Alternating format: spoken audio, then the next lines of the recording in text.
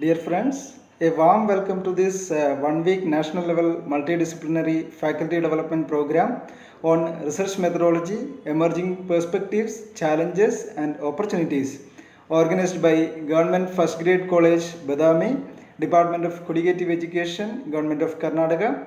At the outset, I thank the principal and the entire organizing team for giving me an opportunity to be a part of this program to share my thoughts. So I am Dr. Girish Kumar, presently working with the Department of Library and Information Science, Benares Hindu University as Assistant Professor. So friends, we will be discussing today about citation and referencing styles. So as we all know, the growth of knowledge is in its high speed. So all academic works relies on the work of others. So acknowledging sources clearly and correctly is an important part of academic communications. So it involves two steps. One is a citation in the text of your work and the other one is a reference list or bibliography or a work cited list at the end of your work. So be a responsible writer in an academic environment. We should be aware of the citing and referencing formalities to be followed to do justice with the publication we produce. So here is the summary of what we are going to cover in this lecture. So we will be discussing about what is citation and what is bibliography, what is reference and why reference, what is to be referenced, when to be referenced and how to be referenced, and different types of reference styles, reference management software, then what are the ways to enhance your citations and some of the citation tracking tools with concluding remarks. Okay, so citation and reference. So friends, we have heard some people say citation and other people say reference. So citations and references are linked to each other and are integral part of academic writing. So when you cite a source, you are providing credit for that source into two different places. So one is citation and the other is a reference. So we will discuss each in detail in the next slides. So citing and referencing is a lifelong skill. So a researcher should have to put his work in context and demonstrate the breadth and depth of the research. And if we can say that most academic writing projects which requires to gather, evaluate and use the work of others. So it is an academic skill which acknowledges the other people's work also. So be it a survey by a marketing professional or a thesis by a teacher or even research report by a student, whatever it may be, preparing bibliographies and managing citation information is extremely important. So as readers would like to know the original source of the facts mentioned in the document, and readers would require to use those references in future also. So managing references and in-text citations accurately are required to deliver accurate research data and achieve excellency. So sources cited in the text must appear in the reference page also. So conversely, each entry in the reference page must be cited in the text. So hence, friends, it is very important to make sure you are clear of the terms such as citation, bibliographies, reference list and reference styles before you start writing something. Okay. So then let's see what is the meaning of the citation while writing. So in a simple meaning, citation is a reference to a published or unpublished source. So it can also be defined as the short note recognizing a source of information of a quoted passage. So the citation is placed within the text where you refer to the source. So it is also called an in-text citation for this reason. And it is a way of giving credit to individuals for their creative and intellectual works that you utilize to support your research. So friends, a citation is the way you tell your readers that certain material in your work came from another source. So it also gives your readers the information necessary to find that source again, which normally includes information about that particular author, so the title of the work, the name and the location of the company that published the source, or the date in which it was published, the page numbers of the material you are borrowing, including if it is in the case of a journal or serial, so it can be its periodicity like volume number, issue number, part number, series, etc. So even citation could be a parenthetical citation or could be an endnote or a footnote. So in other way, the index citation might be a number or footnotes or some brackets which have the name of the author and an year inside. So the index citation should always have at least two parts. So the author's last name and the date of publications. So however, it changes according to the citation style you use. If citation can be more precisely defined as an abbreviated alphanumeric expression embedded in the body of an intellectual work that denotes an entry in the bibliographic references section of the work for the purpose of acknowledging the relevances of the works of others to the topic of discussion at the spot where the citation appears. So a citation style which provides the information necessary for a citation, its order, even its punctuations and formats, etc. So a citation style is a set of rules on how to cite sources in academic writing. So a citation style dictates the information necessary for a citation and how the information is ordered, as well as punctuation and other formatting. So let us see the citation styles. So there are different citation styles follow different standards. So however, it can be grouped into three broad categories. So one is parenthetical and the other one is footnote, the last one is numbered. So the author names, author surnames and the date of publication or the page numbers are given in parentheses or round bracket in the parenthetical format. So a complete list of references is included at the end of the document in alphabetical order by author name. So then we come to the footnote. It is a kind of superscript numbers which are added in the text, and citation details are provided at the bottom of each page. So complete list of references is included at the end of the document in alphabetical order by author surname. And the third one is numbered.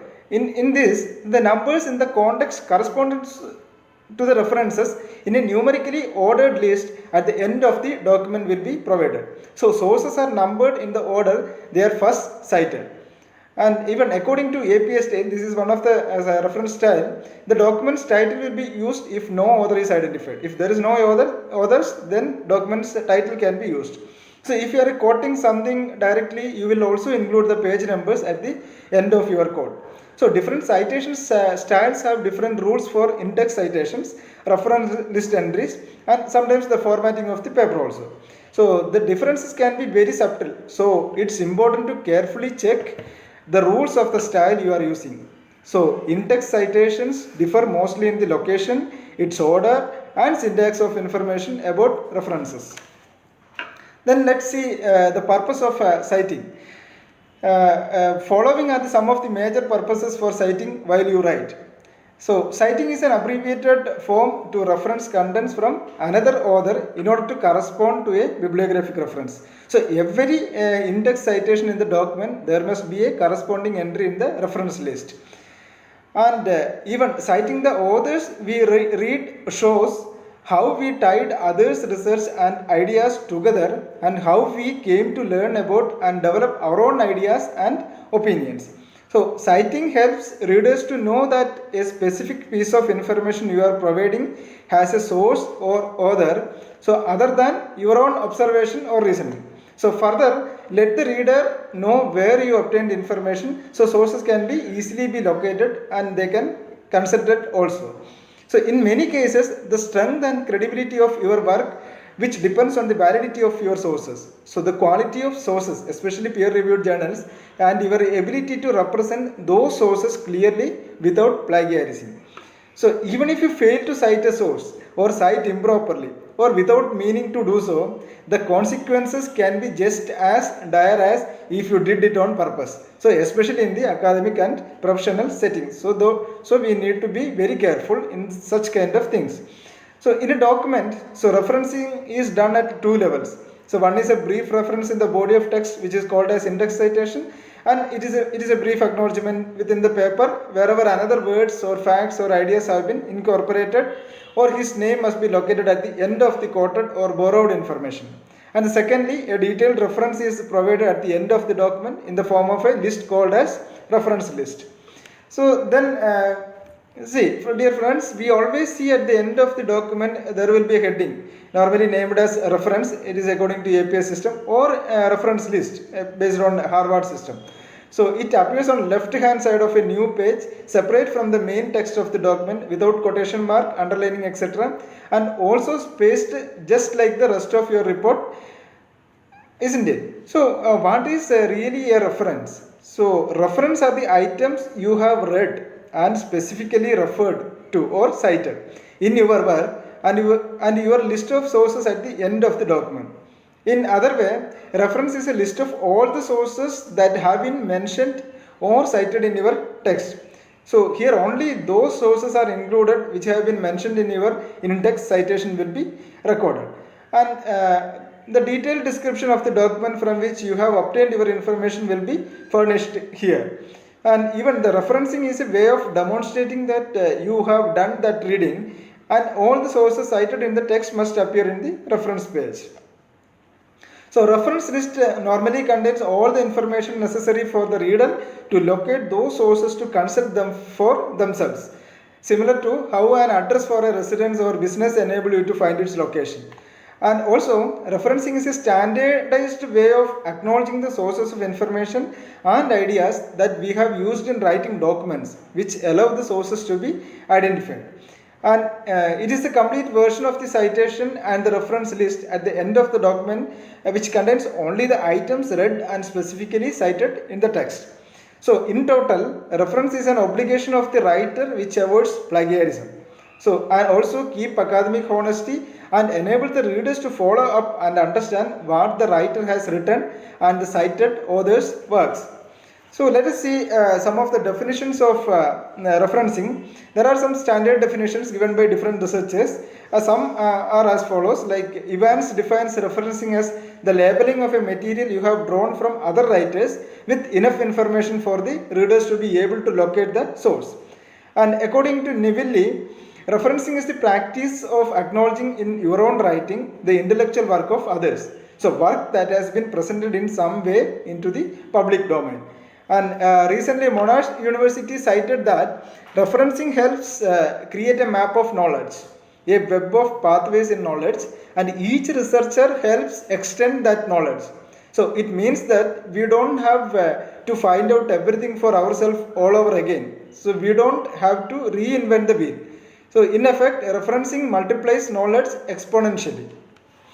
And examples for citation and reference, here you can see the text citation has been made accordingly. So it has been rendered in the reference list. There are two parts, one is in text and the reference list.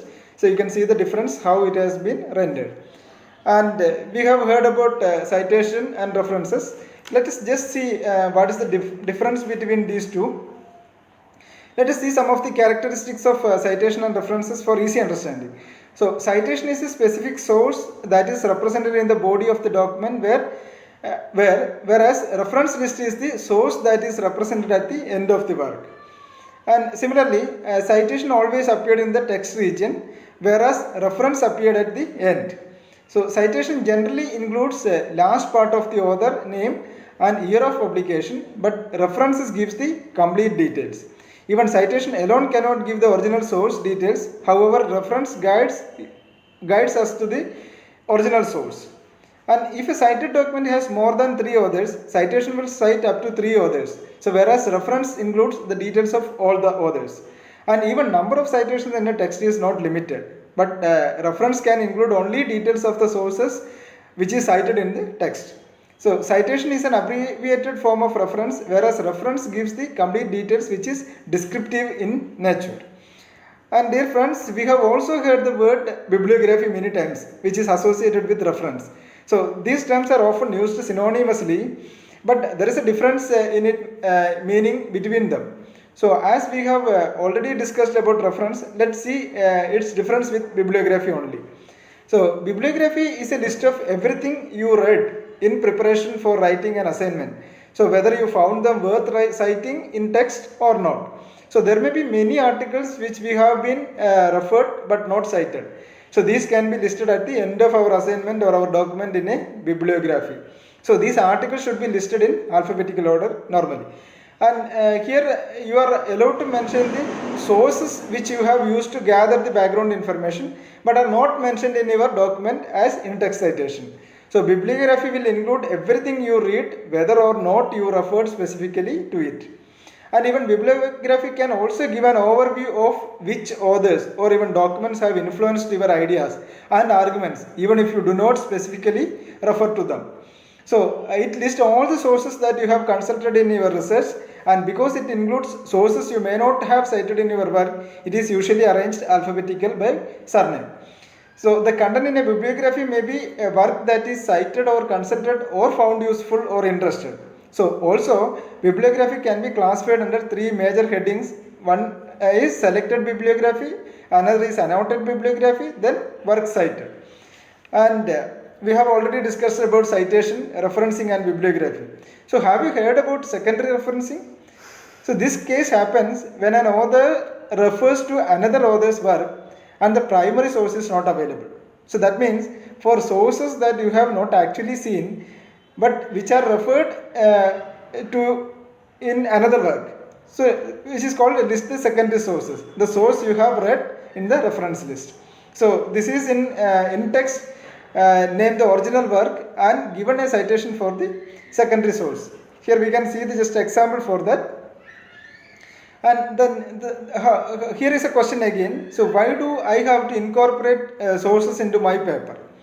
So now let's see why reference is important. So as we know, every research involves using other people's idea and work to develop conclusions. So it is an extremely important part of academic writing as it shows where your ideas have come from and gives credit to the authors whose work you have read. So we must acknowledge all of the sources we have used. So when we have an accurate references, so it acknowledges the effort made by the original author who may have spent years creating the source of information or finding the facts. So it is better to acknowledge rather than stealing, right? So it is also avoiding being accused of cheating or taking someone else's idea and treating them as your own. So hence writers, scholars and even researchers are getting due credits for their publication by citing itself. So and the reference are required to prove that substantial research has been done to support the written document. So also it always the reader to determine independently whether the referenced material supports the author's argument in the claimed way. And it also allows others to follow upon retrieve that particular material. So you can share information without the need to give a copy of the sources, which enables others to follow upon your own work. And the other people reading your work can find the source of the information since you supply sufficient details to identify the item uniquely. So it allows readers to find the original sources easily from the cited references. And we must provide information that will allow the readers to locate exactly where we found information in our source. So that they can verify the completeness and correctness of the data you have given in the text. So it gives your reader confidence that you have done the best possible piece of writing, so hence help them in further reading. So it helps you also as it can find an information source again quickly and easily. So you have to establish your credibility in writing, thereby adhere to academic integrity. So it also helps to get recognition and authentication of the work and also make the work informative, that is quality. So very helpful to trace the intellectual development of the ideas you present in your article. So dear friends, ultimately it gets you respect from people who are reading it because they can see the breadth of the research you have performed into the particular subject. So and even how widely you have read and covered all the aspects and authors also. And next question is, do I need the referencing everything? So we should be able to identify what types of materials have to be referenced. So we have to check these questions to know such resources. Let me have some kind of questions. So the first question is, has it been presented formally into the public domain in some way? Or has it been presented in a tangible form? That is even printed material or the internet or a public talk, lecture, etc. So the other question is, does someone have an ownership of it? Look for a named author or writer or organization, so including a website or host. And then the next one is the information presented in the source in question outside the realm of common knowledge? So you don't need to cite what would be considered common knowledge, such as facts, events, concepts, etc. So that are widely known and can be confirmed in general encyclopedia. Say for example, social networking site such as Facebook, everybody knows, allow people to communicate easily regardless of their location. This is the statement. Social networking sites such as Facebook allow people to communicate easily regardless of their location. This is common knowledge. So does not require any citation. So also common saying or even proverbs need not be cited. And in general, scientific truth, general knowledge, history, dates, etc. are no need to reference. However, citing and referencing requirements apply to any form of scholarly communications. So, dear friends, many people normally think that you only need to cite reference when you have copied the words of another author. But there is more to it that. So you must acknowledge their original content. So let us see the occasions where we have to make the references. Opinions, theories, statements, claims, statistics, graph, tables, population figures, all are need to be referenced. To give the source of tables, pictures, statistics and diagrams also. And whenever you make specific reference to the work of another, and also when describing a theory, model or practice, or to give credibility to an argument presented, you have to cite it or you have to make a reference. So whenever someone else's work has been critical in developing your own ideas, or whenever you use an idea that someone else has already expressed. So even whenever you use quotes, so quoting means reproducing the actual wording in the original source. So when quoting, it is important to use exactly the same words and punctuations as the original and to position quotation mark precisely. And even whenever you paraphrase it, so some people believe that it is possible to avoid plagiarism just by making small changes to the original text, like such as replacing words with synonyms or reconstructing the sentences or paragraph. So however, this is still plagiarism because it follows the words and structures of the original author too closely. So it is also important to know the different types of sources that can be used as a source of references. So one is book references like book chapters, book for references, print or online, anything. Even journal references, electronic resources and online contents like websites, CD-ROMs, databases and all other resources like newspaper, magazines, technical and research report, manuscript, meetings and symposia, conference proceedings, annual reports, doctoral thesis, master's thesis, audiovisual materials, softwares, internet message boards, electronic mail list, including online communities. So, though we can choose the references from many such sources, we have to make sure following points pertaining to those particular resources. So, we have to be sure that we are considering the following points. Neville pointed out the following points. So, first one is relevance. To what extent is this source is relevant? So, is the information provided a partial or restrictive view of the subject? So are counter arguments presented and treated with respect? So these are the relevance need to be checked. And the next one is currency. So when was the source published? Are there revised editions? If there is a revised edition, we need to have reference from that particular edition. And then is authority. So is the source authoritative or credible? So do other authors refer these sources, etc. We need to ask. Before that we need to confirm. And even the scope also, how general or particular are the ideas, models, practices described. So even limit time, space, population, etc. And now we know whenever we use information that has been written by another person, we need to reference or cite the source. So citations may look different depending on what is being cited and which style was used to create them. So referencing style is a standard approach to the citation of sources that the author of a paper has consulted or abstracted or even quoted from. So details about a source of information are arranged in a set order using strict punctuation rules. So there are a number of world recognized referencing systems. They are specific format for presenting in text references or reference list. So they are also known as documentation styles or citation styles. So there are literally hundreds of different citation and referencing styles from which to choose when you are citing the source of your research material. So though there are many referencing styles, but ultimately they are included the following elements like author, year, date of publication, title of the work, title of the publication that work appears, the name and place of publication, etc.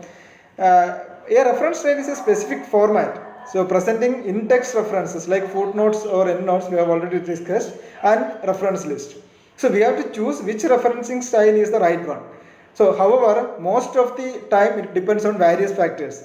So we have to follow the reference or citation style based on one is institution demands. Even if suppose your institution demands the particular citation style, we need to follow that only. Or if it is instructed by the publisher, even different publishing houses have different rules about the citation sources also. So different academic disciplines have differing priorities of what is important to the subsequent reader of an academic paper. So for example, American Psychological Association APA style is used by disciplines like education, psychology and science, whereas MLA style is used by the humanities, and Chicago is generally used by business, history and the finance. So if you are unsure which referencing system to use, consult your guide or instruction to publications. There will be such a instruction normally appears. So or course guide, or ask your lecturer or tutor, whoever it may be. So there are some referencing styles used by the majority of disciplines. So an inappropriate style normally distracts reader. So following are the different types of reference style widely used across the globe. The first one is American Psychological Association or APA style. You all might have heard about this. Although originally drawn up for use in psychological journals, the APA style is now widely used in the social sciences, in education, in business and numerous other disciplines. And the second one is Modern Language Association or MLA style. MLA comes from the Modern Language Association of America and is used mainly in English and the humanities. So if you consider or if you take classes for each styles, it takes more than a day. So I'll just brief about the following things. And even the Harvard reference style. Harvard comes originally from the Blue Book, a uniform system of citations, which is published by the Harvard Law Review Association. So the Harvard style and its many variations are used in disciplines like law, natural sciences, social sciences, and even behavioral sciences, including medicines also. And the next one is Vancouver. Vancouver is originally came from the International Committee of Medical Journal Editors, which produced the uniform requirements for manuscripts submitted to biomedical journals. So following a meeting that was held in Vancouver in 1978. So the Vancouver style is used mainly in the medical science. And the next one is Chicago style. So Chicago is sometimes referred to as Turabian or Chicago Turabian. So this style is used mainly in social sciences, including history, political studies and even theology also. And such kind of, there are many styles: American Chemical Society, ACS, American Medical Association, AMA, Australian Guide to Legal Citation, AGLC, Council of Science Editors or Council of Biology Editors, CSE/CBE respectively, Institute of Electrical and Electronics Engineers, IEEE. So there are different referencing styles used around the world. So these styles are different from one another. So styles differ in terms of its formatting, use of punctuation and the order of information. So such differences occur at both the levels of referencing, that is in-text citation and even the reference list also. So all the use of punctuation and other formatting such as identification, the line specification, etc. which vary from institution to institution. So let's talk about reference management software. The reference management software take the hard work out of citing and referencing. So we normally does it in a manual way. So generating citation by learning where to put comma, parentheses, italics, citation marks in the right place, so which requires a lot of time and patience. So also formatting the already made citations manually is a tedious job. So hence automatic reference generators are available now and they can create proper citations in a desired style. So and they may automate building bibliographies or footnotes or reference sections in research papers. We no need to make any kind of manual effort. to make the reference or bibliographic list. So reference management software, also known as bibliographic management software or citation tools or citation management. Even it is a tool used to record the citations while preparing research report and then utilize those citation generating bibliographies or references required for the future. And even references, we say that even citation management software allows you to import references or citation from online databases, and which organizes them into folders, then insert them into a body of your research paper in a variety of citation style format, whichever you require, and generate formatted reference list also. And some of the tools are capable of generating citations only. However, there are some software which can generate both citation and bibliographies also. So these tools can help the writer to change from one style to other. So we just need to pick the type of citation style. So then we need and then use the program to insert citation as we write. So any kind of any type of styles we can interchange in between also. So and even it can generate a quick citation in multiple formats without wasting our time. It also helps in creating or automated management of PDF and other sources document files, and even helps to maintain consistency in formatting, eliminate errors and provide grammar suggestions, and also keep the data organized and help in following writing practices. Of course, it saves considerable amount of time compared to manual mode of practices. And there are many different options out there, like some are free and some for fee. So all of these options have the same basic functions but also have their own unique features. The basic features you should expect from a reference management software is its capability to import citation information and collect, organize and annotate citations, and even manage PDF files, or generate bibliographies and format footnotes or inline citations in a variety of styles. And most databases provide some kind of automatically generated citations for the major citation styles. So even there are either citation managers or citation generators. And these are the open source bibliographic management tools. There are many of them are listed here, like ECBib, EndNote Basic, Utarabian, JabRef. There are many types of open source bibliographic management tools which are different in their characteristics. And even in the commercial bibliographic management tools like RefWorks, CiteFast, Citavi, there are hundreds of such proprietary tools also, where you can make your own bibliographies and references and other lists. So these are the commonly used reference management tool we normally see. One is Mendeley, the other one is Zotero, and the third one is EndNote. These are popularly used in especially in Indian writers. So even Mendeley, if you see, it is an alternative free online reference software tool, we know. So which collect, store, organize and share references. So it even store and annotate PDF also, insert reference into documents. And we know that Mendeley is an open source bibliographic management tool that will allow you to save citation directly from databases in any format you choose. And it is a good choice if you want to work in a small group with a good collaboration tools and want to communicate online with colleagues also. And even it is very user friendly, good tools for annotating PDFs, even free searchable online library of papers and citations, but only one private group with the free account can be do at a time.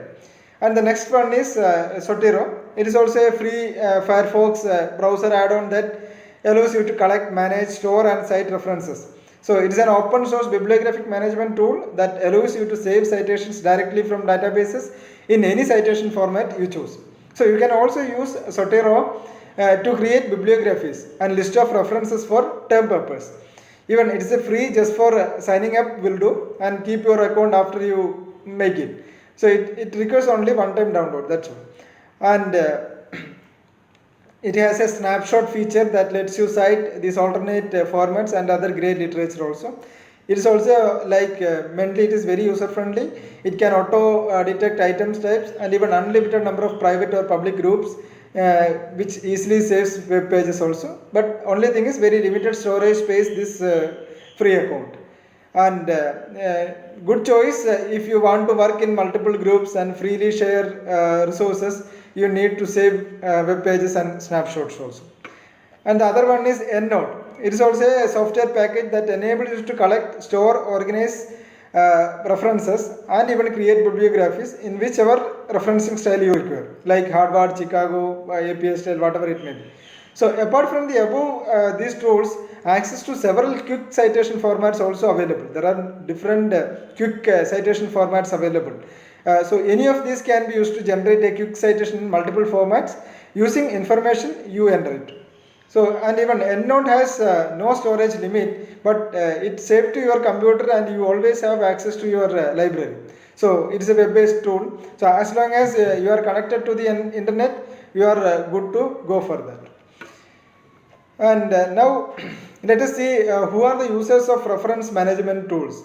There is no restriction to use reference management tools by the individual categories. People like users of reference management softwares normally can be authors, teachers, even scientists, writers, publishers, researchers. So anybody can use this reference management for managing their references or the resources which they have taken for their writing their resources. And we are reaching the final part of our presentation. Let us see how to increase the citation count. We have already cited in our article and we have already given the reference. The ultimate aim of this all these references to have one is to cite and to other is to get the citation, right? So the amount of papers you publish and the number of citations to your research work so you receive is very important. How much research citation you receive, which is very important for your career, and even it also shows the quality of your work. So the number of citation increases, which shows the quality of your work which you have already done.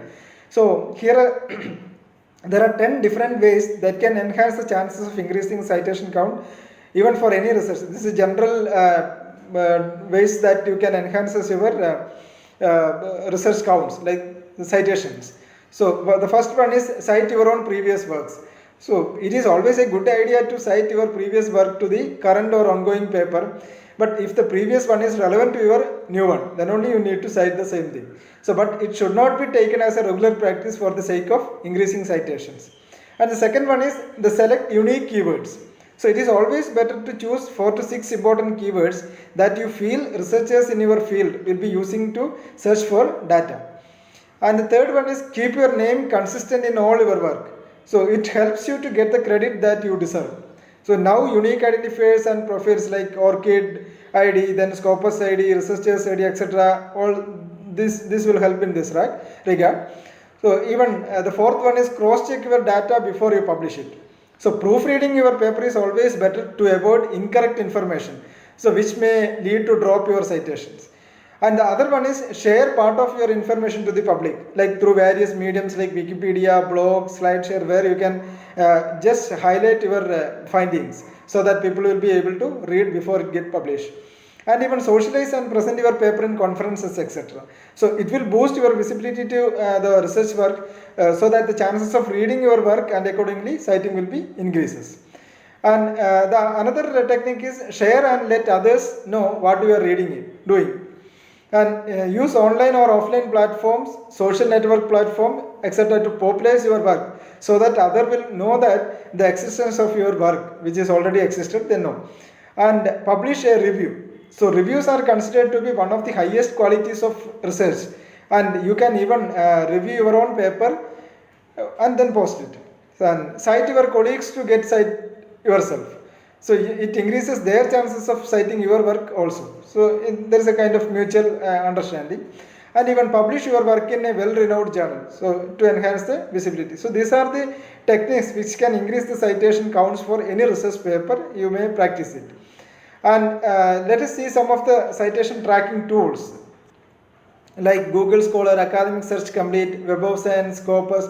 There are many such citation tracking tools. So once you publish your paper, which is publicly available, so once one person or the other researcher cited your article, then the citation counts normally get credited to your account. Like if you have a Google account, a Google Scholar account, or even if you have an academic search or Web of Science account, Scopus publications, so it will automatically increases, or as soon as the person who cite your particular paper, along with that your citation may also will increase. This will be reflected in such kind of platforms, so you can use that. So let's conclude here, dear friends.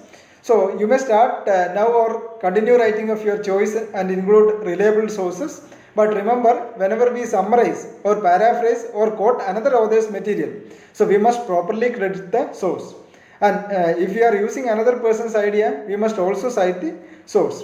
And if you do not give credit to those whose work we use, we are guilty of plagiarism. So which is a very serious violation of academic integrity. And the proper use of citation is integral to avoiding an accusation of plagiarism and upholding academic honesty. So choose references judiciously, and reference data must be correct and complete in all the sense. And always keep a record of the sources that you have consulted, and then ensure you note the full publication details, as this can save your time later when constructing the reference list. So remember, dear friends, anything created by another person must be acknowledged, regardless of where it was obtained. And however, it is better to use reference management tools to avoid any kind of such confusion about the citation and reference styles to be used. Thank you very much.